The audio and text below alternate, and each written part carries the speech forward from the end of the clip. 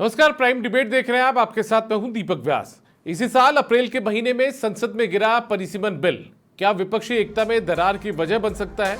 ये सवाल आज इसलिए उठा है क्योंकि एनसीपी की सांसद सुप्रिया सुले ने संकेत दिया है कि अगर राज्यों में लोकसभा और विधानसभा सीटों की संख्या 50% तक बढ़ाने के लिए बिल में कोई बदलाव सरकार करती है तो उनकी पार्टी इस बिल का समर्थन कर सकती है। इस बयान के बाद अब कई तरह की चर्चाएं भी सियासत में शुरू हो गई हैं, क्योंकि बयान उस दौर में आया जब कांग्रेस नेता पी चिदंबरम ने दावा किया कि बीजेपी 131वें संविधान संशोधन बिल के लिए समर्थन पाने के लिए एनसीपी, एसपी और डीएमके को लुभा रही है। सरकार इस बिल को संसद के मानसून सत्र में लाने की योजना बना रही है। उन्होंने अपने पोस्ट में बिल का समर्थन न करने की अपील भी की। चर्चाओं का बाजार इस बात को लेकर भी गर्म है कि एनसीपी, एसपी कहीं एनडीए के करीब तो नहीं आ रही। ऐसे में आज चर्चा करेंगे इसी मुद्दे पर और हमारे साथ में कुछ खास मेहमान जुड़ चुके हैं, उनका परिचय आपसे करवा देते हैं। हमारे साथ में सुभाष शर्मा जी जुड़ चुके हैं, जाने माने राजनीतिक विश्लेषक हैं, वरिष्ठ पत्रकार हैं राजस्थान के। बहुत स्वागत है सुभाष जी आपका। हमारे साथ में संजय शर्मा जी जुड़ चुके हैं, कांग्रेस पार्टी के प्रवक्ता हैं। संजय जी आपका भी बहुत स्वागत है। और शैलेश कौशिक जी हमारे साथ में जुड़ चुके हैं, भारतीय जनता पार्टी के प्रवक्ता। शैलेश जी आपका भी बहुत स्वागत। संजय शर्मा जी, चर्चा की शुरुआत मैं आपसे करना चाहूंगा। जो बदले हुए रुख लग रहे हैं एनसीपी के, सुप्रिया सुले ने जो बयान दिया है उसके क्या मायने निकले जाएं? क्या विपक्ष में दरार भविष्य में आ सकती है? क्योंकि पी चिदंबरम ने भी इस बात को लेकर ट्वीट किया, एक्स पर पोस्ट किया और चिंता जाहिर की उन्होंने। देखिए, सुप्रिया सुले जी का जो बयान है जी इसके लिए अपन को थोड़ा सा ऐतिहासिक पृष्ठभूमि में जाना पड़ेगा। असल में हुआ क्या कि जब अभी हाल ही में हमने देखा कि महिला बिल के नाम पे जो परिसीमन बिल भाजपा पास कराना चाहती थी, 850 सीटें के आसपास जो लोकसभा में करने का इनका उद्देश्य था, मकसद था, तो जब वो बिल इनका पास नहीं हुआ तो इनको लगा कि हम जो मेजोरिटी हमारा मार्क है उससे पीछे है। तो देखिए आप, इन्होंने क्या किया, इन्होंने बंगाल में टीएमसी को तोड़ा, ठीक है ना। उसके बाद इन्होंने शिवसेना उद्धव बाला साहब ठाकरे जो उबाटा ग्रुप है उसमें 9 सांसद थे, उसमें 6 तोड़ लिए। और यही इसी क्रम में ये जो है एनसीपी की तरफ आगे बढ़ रहे हैं। तो ऐसा नहीं है कि एनसीपी कोई अलग हो रही है इंडिया गठबंधन से या कुछ और बात है, केवल पार्टियों को तोड़ना। और देखिए, एक टेक्निकल बात भी बहुत इंपॉर्टेंट है जो हम कई बार देखते हैं, मामले कोर्ट में जाते हैं। एक तो होती है पॉलिटिकल पार्टी और एक होती है कि साहब लेजिस्लेटिव पार्टी। तो ये ऐसा दरारें डाल देते हैं। अब टीएमसी में क्या किया इन्होंने, ममता बनर्जी या बंगाल में इन्होंने क्या किया, विधानसभा में तो जो वहां की जो टीएमसी का जो फ्रैक्शन टूटा है वो तो इनके जो है खिलाफ बैठेगा। कितनी विचित्र बात है। और संसद में जो सांसद तोड़े इन्होंने टीएमसी के 20-22, वो जो है इनका साथ देंगे। तो ये क्या करते हैं, बीजेपी का जो मोडस ऑपरेंडी है सर, आप समझना पड़ेगा। ये क्या करते हैं, क्षेत्रीय दल इनको पसंद नहीं है। ये या तो क्षेत्रीय दलों को कैसे तोड़ते हैं, शिरोमणि अकाली दल को खत्म कर दिया, पीडीपी खत्म कर दी इन्होंने, नीतीश कुमार के जेडीयू को क्या कर दिया इन्होंने, आप देखते हैं। और अब इसमें नंबर आएगा टीडीपी का, चंद्रबाबू नायडू जी की पार्टी का। या तो ऐसा करते हैं कि साथ मिला के कोalition गवर्नमेंट बनाते हैं फिर खत्म करते हैं, या फिर क्या करती है बीजेपी कि जो विचारधारा से इनके साथ नहीं है उनको ये उनके जो 5 सांसद है, 10 सांसद, उनको तोड़ती रहती है। तो ये परिसीमन बिल में जो इनको मेजोरिटी मार्क से दूर रह गए थे, इस मेजोरिटी मार्क को लाने के लिए ही ये कर रहे हैं। और इसके बाद इनकी नजर समाजवादी पार्टी पर पड़ेगी। समाजवादी पार्टी के 37 सांसद है, तो ये ऐसे ही करेंगे। इसमें कोई दरार विपक्ष में संजय जी संजय जी आप कह रहे हैं ये ऐसा ही करेंगे। इधर पी चिदंबरम जी भी इस बात को लेकर चिंता जाहिर कर ही चुके हैं, अपील कर चुके हैं, वो तो है ना, उन्होंने चिंता जाहिर की है डीएमके को लेकर, एनसीपी को लेकर। तो ऐसी स्थिति में कांग्रेस पार्टी का क्या रुख रहेगा? कांग्रेस पार्टी का रुख स्पष्ट है। देखिए, कांग्रेस पार्टी जब जो मंच मिलेगा वहां इसका विरोध करेगी। और हमारी पार्टी की तरफ तो ये ना ही देखेगी, हम तो इंटैक्ट है। अब क्षेत्रीय दल क्या होते हैं, क्षेत्रीय दलों की अपनी मजबूरी भी होती है। और वैसे ही महाराष्ट्र में तो आप देखिए, लोकसभा चुनाव के बाद में इन्होंने जिस तरह से 2 प्रमुख जो पार्टियां थी वहां पे, क्षेत्रीय पार्टियां, उनकी जो इन्होंने हालत कर दी, उनका सिंबल छीन लिया। संजय जी एक चीज और मैं जानना चाहता हूं आपसे, ये जो परिसीमन बिल ये जो लाना चाहते हैं, इसका कांग्रेस पार्टी समर्थन नहीं करती? 50% से यदि 50% सीटें बढ़ती है तो इस बात को लेकर? देखिए, बात समर्थन की नहीं है, बात यह कि कोई बिल लाया जा रहा है तो उसके पीछे की मंशा क्या है। आप देखिए, साउथ के जो स्टेट्स हैं जहां बीजेपी परंपरागत रूप से कमजोर है, या मैं कहता हूं है ही नहीं, तो वहां का जो प्रतिनिधित्व है वो कम हो जाएगा। और उत्तर भारत के जो हिंदी पट्टी के राज्य हैं, आप देखिए, अभी उत्तर प्रदेश की अपन बात करते हैं, उत्तर प्रदेश में 80 सांसदों की सीटें हैं, ठीक है। अब ये बढ़ा के अगर इसको डबल करेंगे 160 हो जाएगा। तो इनका ये है कि हमको साउथ जाना ही नहीं पड़े और हिंदी पट्टी के राज्यों से ही बहुमत मिल जाए।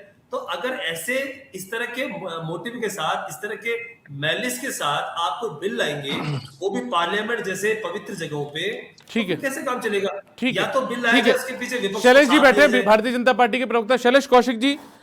अब आप लोगों पर आरोप लग रहा है कि आप पार्टियां तोड़ने का काम करते हैं और एक बार फिर से आपने इसी दिशा में आगे बढ़ गए समर्थन जुटाने के लिए।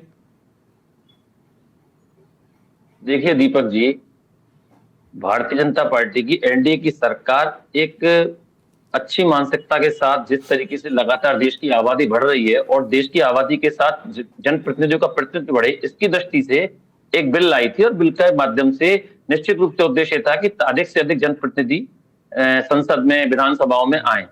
अब कांग्रेस की दिक्कत यह है कि कांग्रेस उस बिल का विरोध केवल इसलिए करती है कि भारतीय जनता पार्टी कोई भी बिल लाए, हम धारा 300 अनुच्छेद 35 का लाए, 370 का लाए, सीट में लेके आए, हर बिल का जो इस देश के विकास के लिए या इस देश के लिए आवश्यक है उसका कांग्रेस का विरोध करना इन्होंने एक अपना अधिकार बना लिया है। अब दिक्कत यह है कि जब वो उस बिल के माध्यम से माननीय गृह मंत्री जी भी सदन में कह चुके थे, अभी तमाम जो विपक्ष के प्रतिनिधि थे उनको किरण रिजिजू और गृह मंत्री जी के साथ बैठक, उन्होंने भी कहा था कि किसी भी राज्य के साथ किसी प्रकार का अन्याय नहीं होगा। अब केवल एक कल्पनाओं के आधार पर इस तरीके से बातों को करना और भ्रांतियां फैलाना, लेकिन आज जो विपक्ष के गठबंधन के जो तथाकथित जो इनका टूट फूट इंडी गठबंधन है, उसके सदस्य, उसके गठबंधन की सदस्य भी समझ चुके हैं इंडिया को इंडी मत बोलिए, भारत का अपमान मत कीजिए। हम भी अंडी बोलते हैं, अंडी बोलेंगे।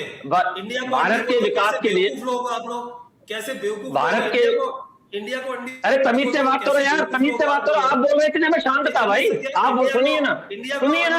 इंडी गठबंधन है, इंडी गठबंधन है, घमंडी गठबंधन है, इंडिया घमंडी। ठीक है, देखिए आप दोनों इस तरीके से मत करिए, एक एक करके। ठीक है संजय जी, गठबंधन है, संजय जी, शैलेश जी प्लीज। इसलिए तो टूट फूट के जा रहे हैं, इसलिए तो टूट फूट के जा रहे हैं ना। अरे तुमसे सर इस तरीके से मत करिए सर, इस तरीके से चर्चा नहीं हो पाती है ऐसे। एक एक करके जवाब दीजिए। मेरी विशेष तुमसे ज्यादा मैं आपकी आपत्ति को दूंगा। ये 10वीं मत बनने वाली कांग्रेस की परंपरा है, ये कांग्रेस की परंपरा है। चाहे संसद में विरोध करना हो, चाहे विधानसभा में विरोध करना हो, चाहे डिबेटों में। तुमसे ज्यादा पढ़ा लिखा हूँ, ठीक है ना, सबसे फैलोगे तुम, मैं तुमसे ज्यादा पढ़ा लिखा हूँ। अगर बदतमीजी की भाषा बोलोगे तो बदतमीजी की भाषा मैं बोलूंगा। इंडी गठबंधन, घमंडी गठबंधन, बिल्कुल निश्चित रूप से। इंडी कैसे हो गया, मुझे ये बता दीजिए। इंडी गठबंधन, घमंडी गठबंधन, बिल्कुल कह रहा हूँ, खूब कह रहा हूँ। चलिए ठीक है, देखिए ऐसे चर्चा नहीं हो पाएगी। मेरा आप दोनों से निवेदन है, ठीक है, देखिए मैं आपको ठीक है, माफी मांग गया। चलिए ठीक है संजय जी, चले जी एक मिनट। चलिए आप दोनों शांत रहिए, मैं सुभाष जी के पास जाता हूँ एक बार। बिल्कुल ठीक है, ठीक है, चलिए ठीक है, बिल्कुल, चलिए ठीक है, घमंडी गठबंधन, और वो टूट फूट गठबंधन हो चुका है, टूट चुका ठीक है, चलिए ठीक है। सुभाष जी, ये जो नया एक तरीके से हृदय परिवर्तन देखने को मिल रहा है इस बिल को लेकर, सुप्रिया सूले का जो बयान है, इसके क्या मायने निकाले जाए सर? हर जगह भारत को बदनाम करते हो, इंडिया को अंडी बोल रहे हो। चलिए संजय जी और शैलेश जी, मेरा दोनों से निवेदन है, एक बार मुझे सुभाष जी से बात करनी थी सर, एक बार सुभाष जी। हाँ जी, आपका सवाल एक बार मुझे हाँ, रिपीट कर मैं सर मैं ये पूछ रहा हूँ कि जिस तरीके से ये जो हृदय परिवर्तन हुआ बिल को लेकर, या सुप्रिया सूले ने कहा कि यदि हमारे सामने आता है तो हम इस तरीके से उस पर एक तरीके से सोच सकते हैं, है ना, समर्थन कर सकते हैं सर, इसको ये जो पूरा घटनाक्रम घूम रहा है इसके मायने क्या निकाले जाए? देखिए, पहली बात तो यह है कि सुप्रिया सूले को एक स्पष्टीकरण टाइप का देना पड़ा, क्योंकि ऐसी रूमर्स मीडिया में थी कि एनसीपी जो शरद पवार वाली है वो सरकार के समर्थन में जा रही है, जिसके कि कहीं ना कहीं सूत्र ठीक भी हैं ये। लेकिन सुप्रिया सूले को चूंकि अब ये अपना विपक्षी गठबंधन का भी मसला है, तो एक जो उन्होंने तुरुप का पत्ता फेंका है वो बड़ा समझने लायक है। हालांकि अभी देखिए 20 तारीख से सत्र शुरू होगा, उसके बाद जो ड्राफ्ट आएगा उसको देखा जाएगा कि क्या है। अब सरकार की जो कार्य योजना है वो समझने लायक है, और सुप्रिया सूले का मसला जो है वो भी समझने लायक है। सुप्रिया सूले साउथ के स्टेट्स को लेकर सहानुभूति पैदा करने का जो मसला क्रिएट करना चाहती हैं, वो एक बड़ा अजीबोगरीब मामला है कि 50% का एक तो लैंडमार्क उन्होंने कह दिया कि 50% सीटें बढ़ाएं। अब आप बताइए जरा कि 50% यदि बढ़ जाती हैं तो फिर ये कोई मानदंड रहेगा ही नहीं भाई, किस आधार पर बढ़ा रहे हो आप? कोई तो आधार सरकार को या आप बाद में चुनाव आयोग को देखना पड़ेगा कि भाई क्या आधार लिया आपने, जनसंख्या का आधार लिया है, इलाके का आधार लिया है, क्या है, मतलब इसके पीछे के तर्क क्या है? सरकार इसमें पशुपक्ष में आएगी। अब बात यहाँ ये आती है कि सुप्रिया सुले ने मेरे ख्याल से उन सवालों को टालकर एक ऐसी उसमें डाल दिया है कि भाई देखेंगे जब मौका आएगा, जब देखेंगे, क्योंकि आप हम सब जानते हैं कि संसद में के बाहर कुछ और कहा जाता है, अंदर कुछ और कहा जाता है। तो असल जो पेच है इसमें ये समझने लायक है, क्योंकि ये जो महिला आरक्षण का मसला है 2023 में जो बिल पास हो गया था, अब इसमें संवैधानिक अड़चन आ गई है। संवैधानिक अड़चन ये है कि इसको संविधान संशोधन के मार्फत ही दूर किया जा सकता है। अब ये 82वां संविधान संशोधन जो है, इसको कैसे टैकल किया जाए सरकार के सामने, ये मसला आ रहा है, क्योंकि 104वां जो संविधान संशोधन था अप्रैल 2023 में 2023 में, वो अटक गया अप्रैल 2026 में। अब सरकार के सामने दो मसले हैं, क्योंकि एक तो 181 सीटें हैं आज की तारीख में, यदि महिला आरक्षण दिया जाए 33%, तो 181 सीटें हैं। कौन सा पुरुष ऐसा सांसद है, कौन सी पार्टी ऐसी है जो इसको छोड़ देगी? और 2023 में एक राइडर भी था कि भाई 2026 की मतलब जो भी अब जनगणना होगी इसके आधार पर दी जाएगी सीटें। तो एक बड़ा अजीब सा मसला है। अब सरकार की कार्य योजना बहुत स्पष्ट है। अब सरकार आ रही है 2011 के जनगणना के आधार पर, क्योंकि 2026 की जनगणना के आधार पर यदि आया जाएगा तो 2029 के, हमने पिछली डिबेट्स में भी कहा था कि इस आधार पर तो 2029 के चुनाव तक महिलाओं को आरक्षण नहीं मिलेगा।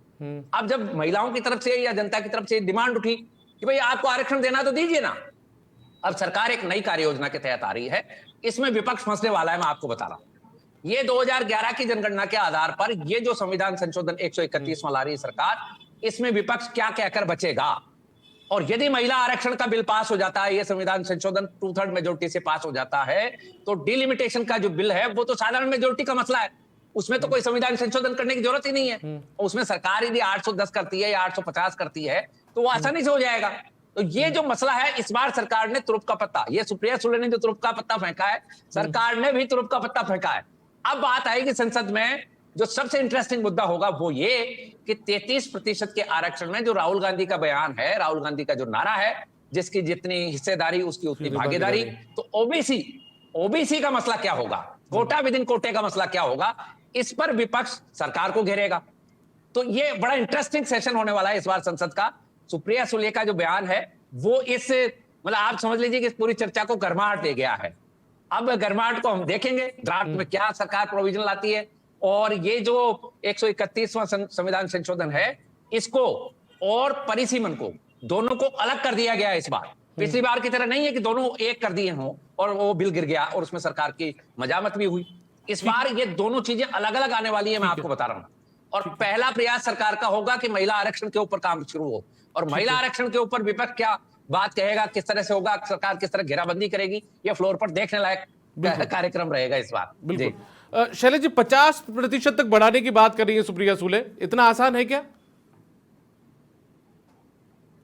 देखिए दीपक जी, सरकार हर उस माध्यम से, हर उस लोगों से जो इसमें जिनकी सहभागिता रहेगी, बात करने के लिए निश्चित रूप से प्रयास कर रही है, ताकि अधिक से अधिक बहुमत के साथ और एक ऐसा बिल जो लोकसभा की और इस देश की तकदीर और तस्वीर बदलेगा, वो संसद में पास हो। अब उसके लिए माननीय हमारे गृह मंत्री जी पहले भी कह चुके थे, किसी भी राज्य के साथ अन्याय नहीं होगा, स्पष्ट रूप से कहा था। और अभी जैसे मैं पहले भी चर्चा कर रहा था कि किरण रिजिजू ने तमाम विपक्षी गठबंधन के जो सदस्य हैं, माननीय सदस्यों को बुलाया और उनके साथ वार्ता कर उनके तमाम भ्रांतियों को दूर करने का प्रयास किया।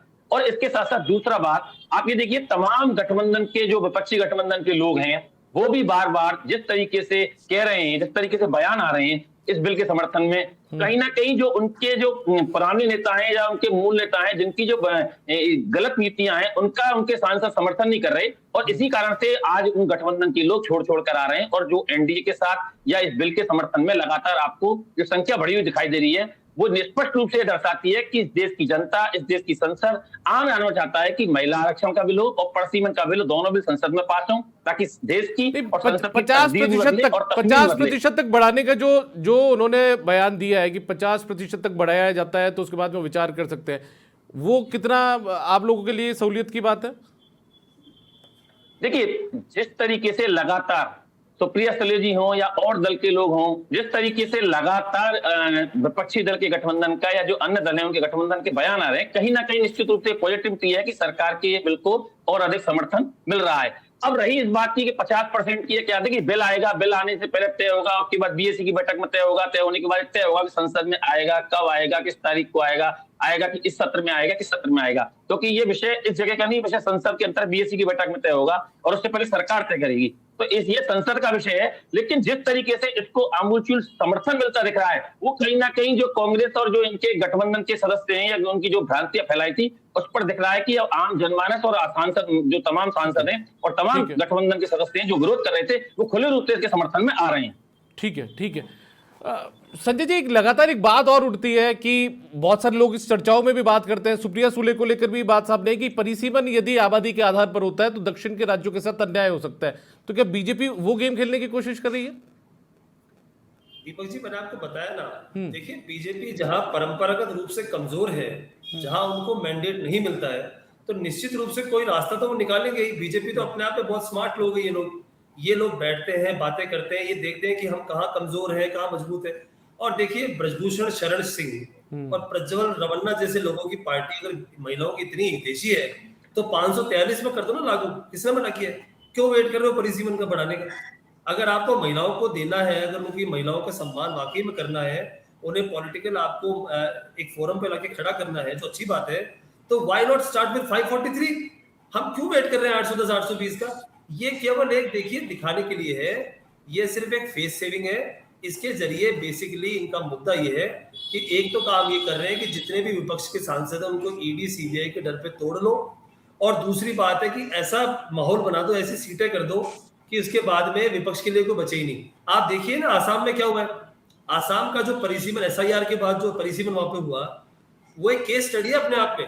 अगर आसाम के बारे में किसी को दिलचस्पी है तो देखिएगा, वहां पे इस तरह का परिसीमन किया गया है कि किसी के पास कोई जगह बची नहीं है। इसीलिए हमने देखा इस बार की वहां पे गौरव गोगोई चुनाव हार गए, जो कभी हार नहीं सकते थे। तो मैं वही कहना चाह रहा हूँ कि भाजपा बहुत स्ट्रीट स्मार्ट लोग हैं। इनका एक ही मकसद है कि पावर हमें नहीं छोड़नी है। अब ज्ञानेश कुमार जी इनके साथ वैसे ही बैठे हुए हैं और परिसीमन भी कर देंगे। ठीक है, तो ये वो करना चाहते हैं। ठीक है, ठीक है। सुभाष जी, आपने पहले संवैधानिक प्रक्रिया का जिक्र भी किया था, ठीक है ना? संवैधानिक प्रक्रिया क्या कहती है सर परिसीमन को लेकर? क्या इतना आसान हो सकता है कि 50% तक सीटें महिलाओं के लिए आरक्षित करने के नाम पर बढ़ा दी जाए? और दूसरा सर, एक बड़ी बात यह भी है कि जो जनसंख्या नियंत्रण के क्षेत्र में जो राज्य काम कर रहे हैं, क्या उनके प्रतिनिधित्व पर असर नहीं पड़ेगा इन सब चीजों का? जी, तो देखिए, ये जो संवैधानिक स्थिति है वो यदि हम बैकग्राउंड में जाएंगे तो 1976 आएगा इसमें। 1976 में इंदिरा गांधी ने इसको लॉक कर दिया था, फिर 2002 में अटल बिहारी वाजपेयी ने लॉक किया। तो परिसीमन का मसला तो वो इसलिए 2026 तक अटका हुआ था। अब बात कर लेते हैं कि ये संविधान संशोधन के थ्रू ही क्यों होगा महिला आरक्षण का बिल, इसको जरा समझने की जरूरत है। क्योंकि 2023 में ऑलरेडी इसमें संविधान संशोधन करके ही महिला आरक्षण लागू किया गया था और उसमें एक राइडर था। राइडर ये लगा दिया गया कि भाई जो नेक्स्ट जनगणना होगी उसके आंकड़ों के आधार पर हम ये आरक्षण देंगे। लेकिन अब सरकार चूंकि चाहे रीथिंक कर रही होगी या रीथॉट के साथ वापस आ रही है, तो इसमें ये संविधान संशोधन की जरूरत इसलिए पड़ रही है, इसलिए इनको मनाने की जरूरत है। परिसीमन में किसी को मनाने की जरूरत नहीं है, सरकार के पास एब्सोल्यूट मेजोरिटी है, सरकार आराम से काम कर लेगी। 318 तो लोकसभा में ही है, 152 राज्यसभा में, इसलिए कोई दिक्कत आने वाली है नहीं परिसीमन के मामले। अब बात आती है सेंटिमेंटल इश्यूज के ऊपर, जो जिसको संवेदनशील मामला है। साउथ के स्टेट्स में प्रोपोर्शनेटली उनको भी आश्वासन दिया गया है कि भाई आपके जनसंख्या के आधार पर हम कुछ नहीं कर रहे। नॉर्थर्न स्टेट की जनसंख्या के आधार पर आपका बढ़ोतरी नहीं, हम एक्सट्रीम बढ़ोतरी आपको देंगे, जिससे कि आपको ये न लगे कि भाई हमारी जनसंख्या का जो हमने 1970 के दशक से काम किया, इतना त्याग किया हमने और एक जनव्यापक आंदोलन चलाया, उसका फायदा आपको मिलेगा। तो वही एक इश्यू है जिसको लेकर अब बात ये है कि सुप्रिया सुले ने 50% का क्या कहा है। यूपी और बिहार जैसे स्टेट हैं, बंगाल मान लीजिए, उनमें जनसंख्या ज्यादा है, 22 करोड़ का यूपी है। यदि जनसंख्या के आधार पर सीटें दे दी गई तो साउथ के स्टेट्स को ये डर है कि भाई कल को फिर दिल्ली तो आप ही के हाथ में नाचेगी, हमारा तो कोई से ही नहीं रहेगा। लेकिन ये जो प्रोपोर्शनेट जो बात कही जा रही है, इसमें हालांकि देखिए ये मसला अभी संसद के पटल पर आएगा जब हम देखेंगे कि कितना सीटें ये बढ़ा रहे हैं। 815 से 850 का आंकड़ा आ रहा है। अभी क्लियरिटी मेरे पास तो नहीं है, जिसके पास वो इस मंच के ऊपर वो बता दें। लेकिन यदि 815 करते हैं या 850 करते हैं तो भी देखिए आज की तारीख में 181 सीटें आज यदि हम महिलाओं को दे दें 543 में, तो 181 सीटें देनी पड़ेंगी। अब 181 सीटें कौन सी पार्टी है जो पुरुषों की सीटें हैं उनको खत्म कर देगी? कोई नहीं कर रहा। कोई नहीं कर रहा, कोई टिकट नहीं काटेगा, मैं बता दूं, जीते हुए को कोई नहीं देगा, मतलब टिकट से विहीन नहीं करेगा। अब इसीलिए मेरे ख्याल से सर्वदलीय समिति ने यह तय किया होगा कि भाई इसकी संख्या बढ़ाई जाए और फिर महिलाओं को प्रतिनिधित्व दिया जाए। तो इसमें यदि अब एक जो सबसे बड़ा इश्यू आने वाला है जिसकी को हम देखना चाहिए, वो आएगा ओबीसी वाला मसला। साउथ के स्टेट्स को प्रोपोर्शनेटली जो बढ़ोतरी मिलेगी, उसमें आज की तारीख में जो सीटें हैं उससे आप मान के चलना, जो प्रपोजल्स हैं उसमें करीब 22% से 26% की बढ़ोतरी मिलने वाली है। ठीक है, इसलिए कोई ज्यादा विरोध होने वाला मुझे नहीं लग रहा है। ठीक है, ठीक है। संजय जी, कांग्रेस पार्टी के विरोध के मोटे कारण क्या है, अगर वो आखिर में आप जरूर बताना चाहे तो? देखिए दीपक जी, एक तो रीजनल इम्बैलेंस की पूरी संभावना है, क्योंकि देखिए आप परिसीमन यदि चाहते तो कैसा चाहते हैं सर? आपसे मैंने कहा ना, इंडियन जो डेमोग्राफी है इलेक्शन की, वो सेंटिमेंट्स पे बहुत काम करती है। आप अगर आज साउथ के स्टेट्स को टेबल पे बिठा के अश्योर नहीं करेंगे और उनके जो बहुत ही जो रीजनेबल डाउट्स है उनको आप दूर नहीं करेंगे और इस तरह के आप प्लॉय करेंगे कि साहब इनको तोड़ लो, उनको तोड़ लो। मैंने कहा ना, अभी सर ने बताया, प्रकाश जी ने, कि इसमें ये हो रहा है कि ये जो संविधान संशोधन है, बीजेपी को पता है कि सिंपल मेजोरिटी से तो परिसीमन हो सकता है, पर वो महिला आरक्षण का, क्योंकि वो बताया ना 181 के आसपास बैठता है मामला 543 में से, वो देने को तैयार नहीं है, तो इसको रेंज को बढ़ाना चाहते हैं।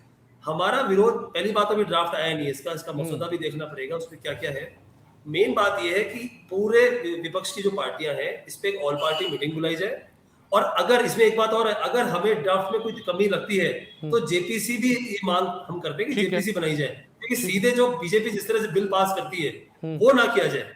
ठीक है, ठीक है।